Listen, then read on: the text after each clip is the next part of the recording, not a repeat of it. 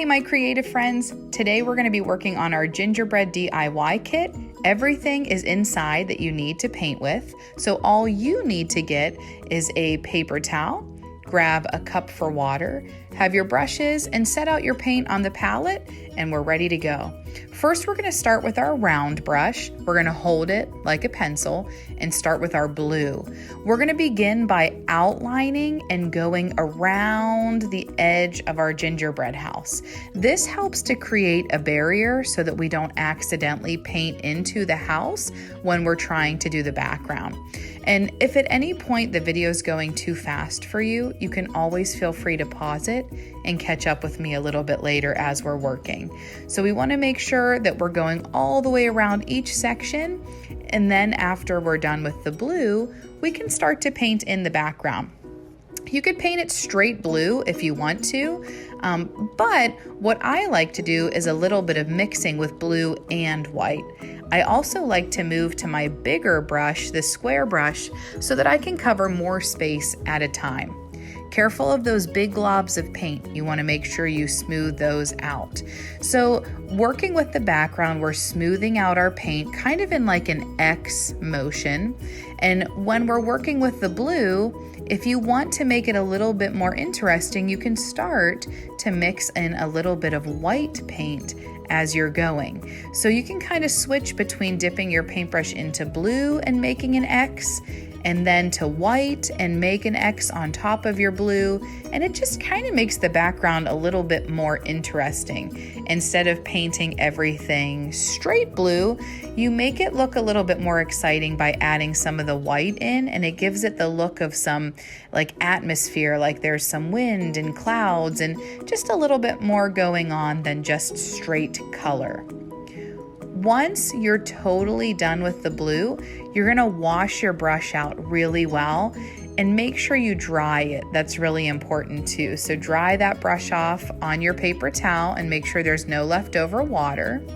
And then I'm gonna go back to my round brush and start in with my brown. This time we're gonna be outlining and tracing around our gingerbread house.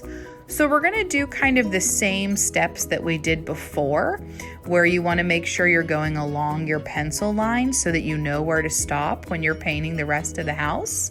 And that just, again, helps so that you don't have to worry too much about accidentally painting over some lollipops or some peppermints or, important details that we wanna make sure we have later.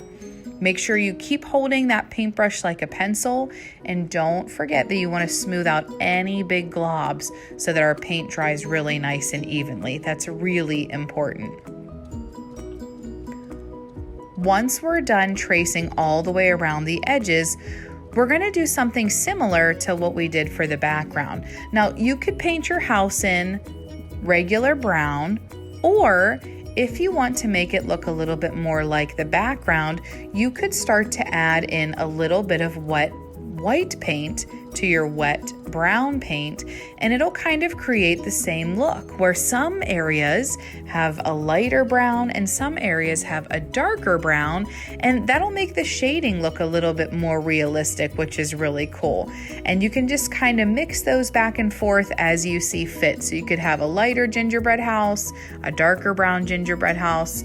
It's totally up to you. It's your masterpiece. So however you decide to do it is totally your own, and it's awesome either way. We're gonna wash our brush out really good again to get all of that brown out. Drying, it's really important so we don't have wet paint going all through our project. And then the next thing we're gonna do, even though it sounds kind of silly, we're gonna paint our white areas of our gingerbread house white.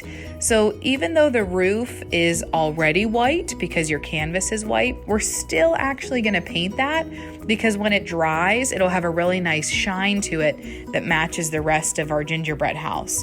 So you're going to paint the roof. You can paint your lollipops because those have some white to it also. You can paint your peppermints, like the area in the middle of your gingerbread house that's round. And you can also do your candy cane too, since that's white and red. Once you're done with that, We're gonna wash that brush out again, and now the really fun part starts to happen where we get to add in our details to the house. So we're gonna paint our door in red, and we wanna make sure we're smoothing out those big areas. And we always start with the background first, so that as we keep going, everything gets a little tinier and a little trickier. So we kind of start off with the big areas, and then we do smaller, more detailed areas next. Now, this part's really up to you. I'm going to do one gumdrop red, and then I'm going to be working on my candy cane. I kind of hold my paintbrush at the little bit of a side, like diagonal, and I add those stripes onto the peppermint stick or candy cane so that it has the white background and then the red on top. You could use your round brush for it, but I like to use my square brush because I get a little bit of a skinnier line. My peppermint on the middle of my gingerbread house, I'm going to make a red and white peppermint, but if you want to do a different color, you can. And I'm going to kind of spin my canvas as I'm working on my peppermint, so it helps to make those lines look like they radiate out from the middle the whole time, which is pretty cool. And since I'm using red, I'm going to go ahead and switch to my round brush and start to do my circular swirly lollipop. And I'm going to trace around my lollipop first, and then I'm going to kind of make a swirl that continues going all the way towards the inside, so it looks like it has a nice big round area in the middle. Once I'm done with red, I think I'm going to take this yellow and start to do some of the different gumdrops.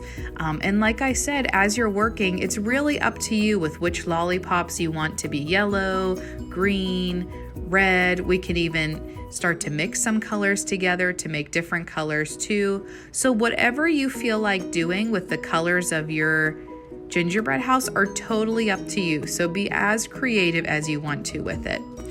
In this little white area where my icing is on the roof, I'm going to do some polka dots just to add even more color. And I totally forgot to do it with the red earlier. So now I'm going to start doing it with the yellow.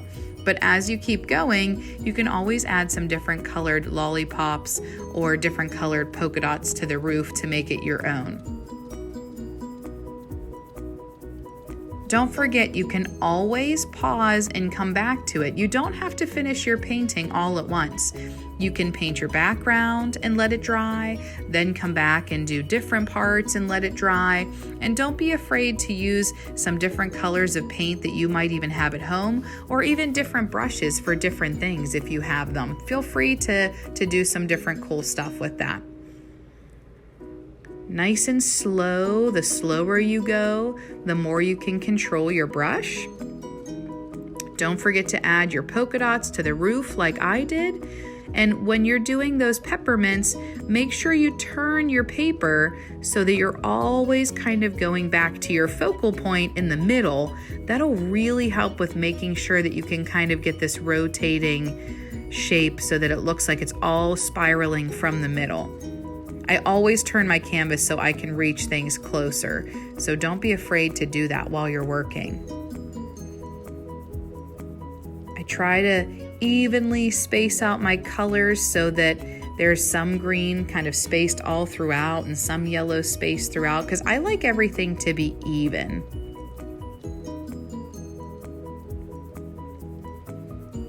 I'm going to go ahead and put those red polka dots back in since I accidentally forgot about it the first time. The good thing about acrylic paint is that you can always go back and add. If you have extra paint left over when you're done with your painting, put those lids back on and save it, because it'll be good for a long time, so you can always do it and use it on a different art project. You can feel free to mix the colors too. If you mix together some of the different blues, and this I'm mixing together blue, yellow, and red, you'll create some different colors. I was hoping for a little bit more of a purple. This kind of looks like brown, so let me try that again here. I mean, every mixed color is pretty cool, but I can't say that I'm super excited to use this yet on my project. But I do want to make a little bit more of a purple color. So let me try this again. This time I'm going to mix together some of my blue paint and some red paint. Blue and red will mix together and make purple. So I can get that really cool different shade in, even though my paints didn't come with purple. I can make it myself, which is awesome. And I'm going to use this purple for the last couple gumdrops and to add some new polka dots inside my roof. Again, you can add as many polka dots as you want to or as few. You don't have to add any if you don't want to. You know, this is really exciting that you can have a lot of creativity with it and do whatever you feel like that works best for you. You could even do things in the background, like add some snowflakes if you want to. There's so many creative things you can do with it. Be sure when you're done with your project to upload a picture on social media and tag us at Curio Cool so that we can see your finished project. So remember that yucky color I made? Yeah, here it is in all of its awesomeness. Well, I'm actually going to use it. I'm going to go ahead back to it and I'm going to use it with a little bit of black added to it to make it a little bit darker for some of my stems on my lollipops. So I'm going to go ahead and make this darker brown color and make it just a little bit different so that you can see the sticks of my lollipops show up against my gingerbread brown color that I made. This one I kind of forgot to draw the stick on, but that's okay. It'll look something kind of like that, which is fine. And you know, at this point, your project could be really close to done. But one thing I don't want you to miss out on is this sweet glitter color that I love so much. I feel like I use this for everything. It's awesome.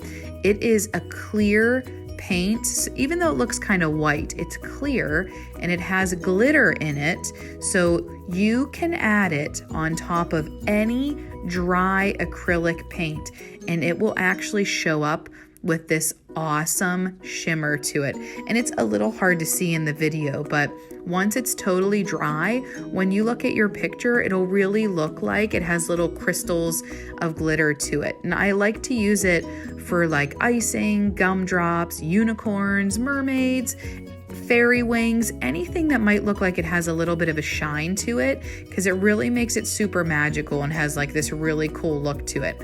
Well, you don't want it to smear your colors, so you really want to make sure that your paint's dry before you go adding this. I just smeared my yellow just a little bit, but that's okay. I can still wipe it up. So make sure that you really wait until your project's good and dry until you add this glitter paint. But it is awesome, and I highly recommend using it everywhere and as many times as you possibly can. I always like to outline things in black.